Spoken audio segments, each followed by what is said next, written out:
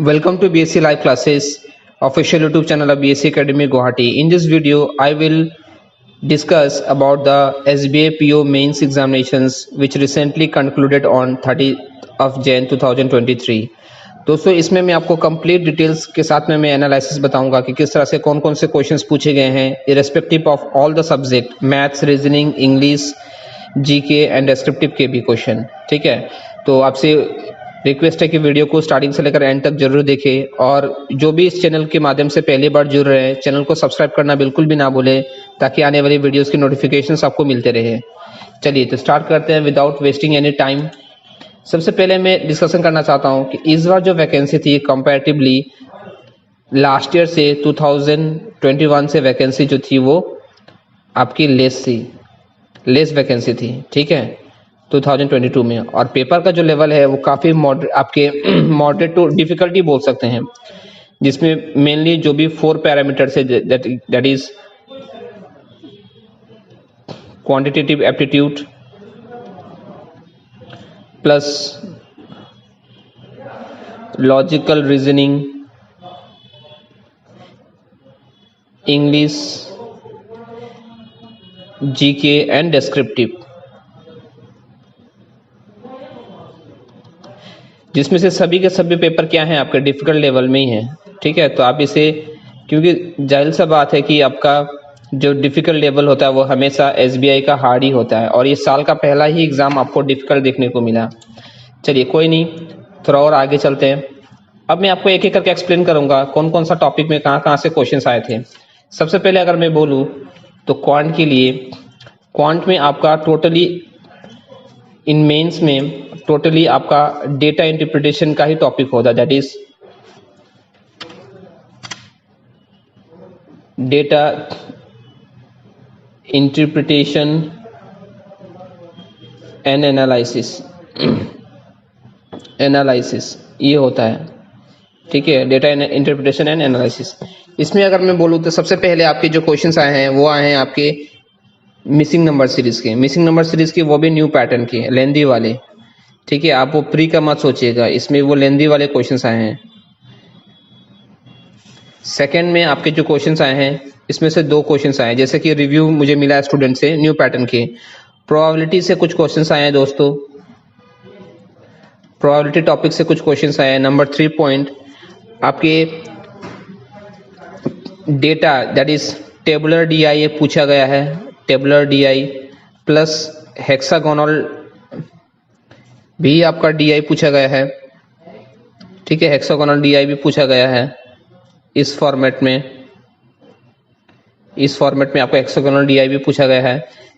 इसके साथ साथ नंबर 4 कुछ क्वेश्चंस आपके सम ऑफ रूट्स और प्रोडक्ट ऑफ रूट्स के बेसिस में भी पूछे गए हैं, क्वाड्रेटिक इक्वेशंस, इजी वाले नहीं। ठीक है, जिसमें आपका अलजेब्रिक का भी फंक्शन यूज होता है, क्वाड्रेटिक इक्वेशंस के भी क्वेश्चंस पूछे गए हैं। चलिए थोड़ा सा मैं नीचे लेकर चल रहा हूं इसे।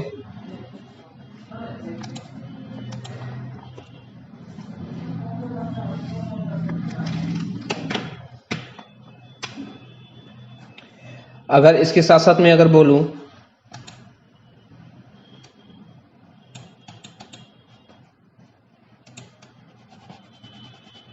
तो नंबर 5 में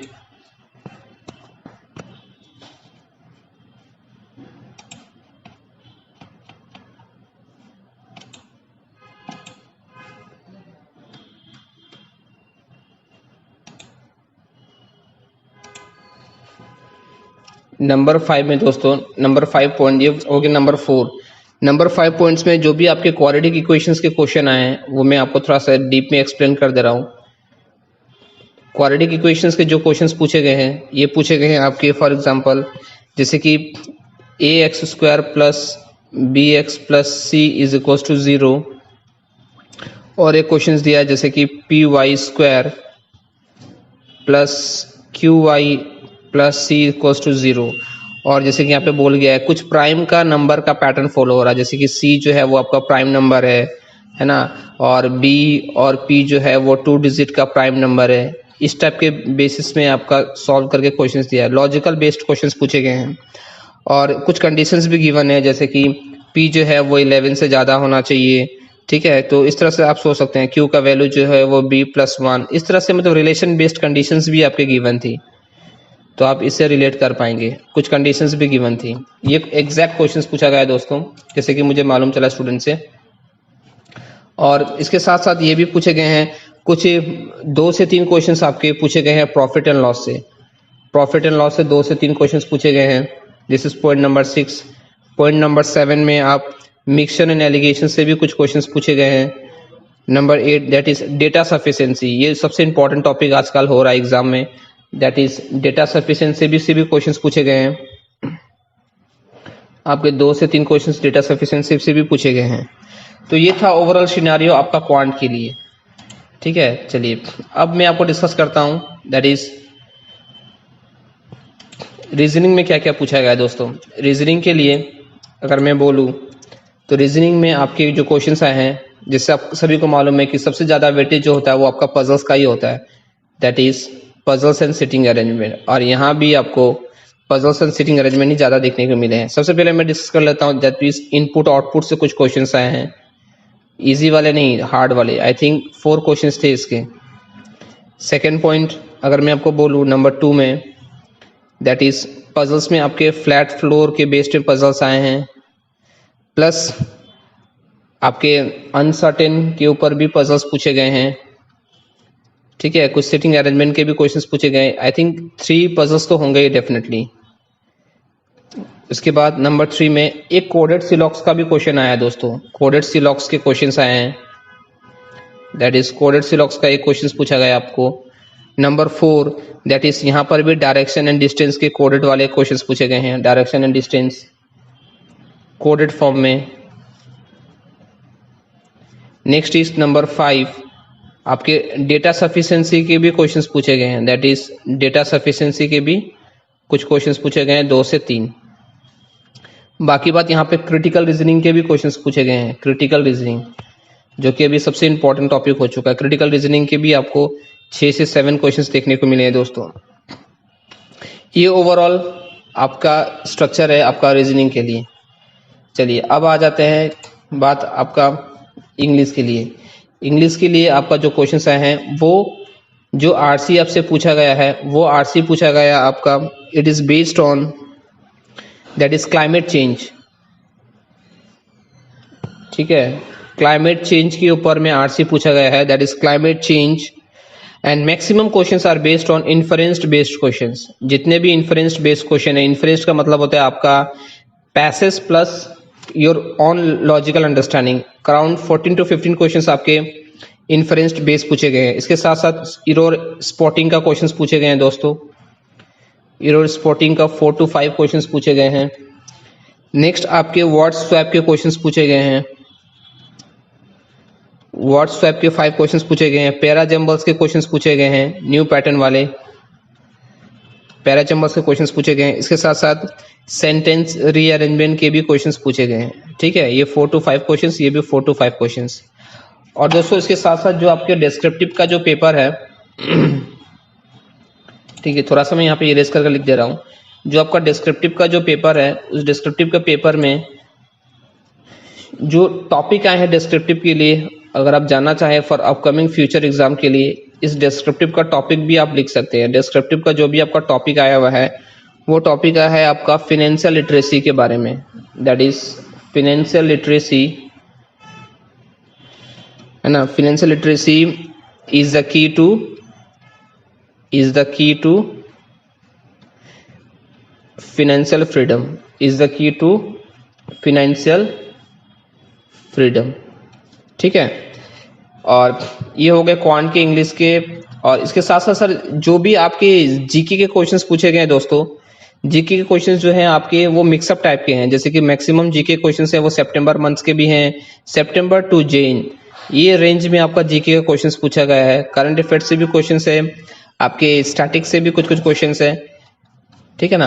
अब आ जाती है मेनली, देखिए कट ऑफ इज टोटली प्रीडिटरमाइन नहीं बोल सकते हम लोग, बट आपको एक रिव्यू में दे देता हूँ, एक ओवरऑल जो भी सेफ अटेम्प्ट है, जितने भी as per the review made by the other students.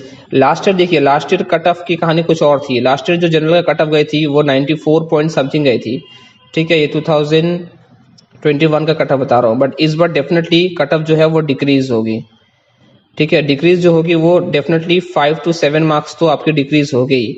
अगर किसी स्टूडेंट ने, देखिए एक अटेम्प्ट अलग चीज होती है और एक मार्क्स अलग चीज होती है, क्योंकि कुछ क्वेश्चंस क्या होते हैं आपके 2 मार्क्स और 2.5 मार्क्स के भी होते हैं। अगर कोई स्टूडेंट्स आपका 60 to 65 का अटेम्प्ट कर रहा है डिस्क्रिप्टिव छोड़ के, तो डेफिनेटली वो सेफ अटेम्प्ट में है।